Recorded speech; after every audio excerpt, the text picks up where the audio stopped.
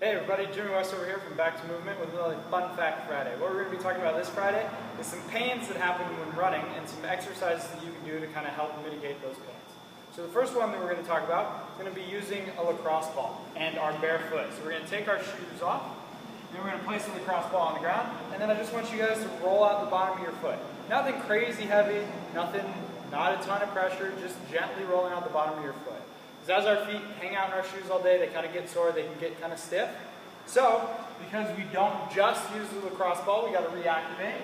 What you're going to do from here is, then you're going to place your foot on the ground, you're going to bring the toes up like this, all the toes up, and then I want you guys to play what I like to call a little toe game.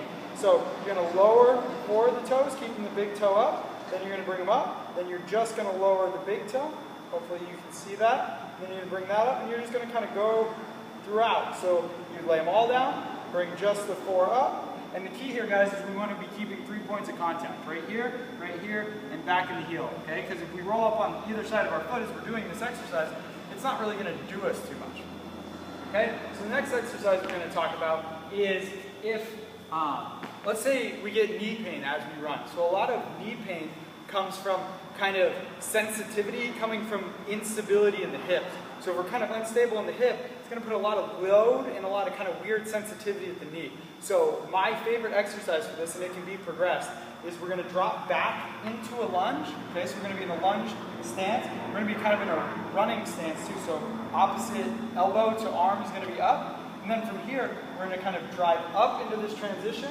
We drive the knee up into the air, and then we're going to come back down. And so this looks pretty easy, but this is actually quite challenging. So the way that you can progress this is just going up to a stand, then back down, and controlling yourself on the way down. So the idea here, guys, is we want to keep that pelvis kind of nice and neutral as we go down, and those ribs from flaring. Okay, so we're going to lower down, and then we can come up, lower down, and come up. Nice and controlled at 90 degree, nice and extension, nice good extension here. Okay, so do that a couple times on each side before we go running. The last but not least, guys, a lot of people when they run, they get low back tightness, okay? So one of my favorite ways of kind of resolving that is this on your back, dead bug position. So we're going to be right here, right? Arms are up, legs are up, nice and good diaphragmatic breathing. Again, if you haven't checked out the diaphragmatic breathing video, go check it out. It plays a really important role in all the exercises that we do.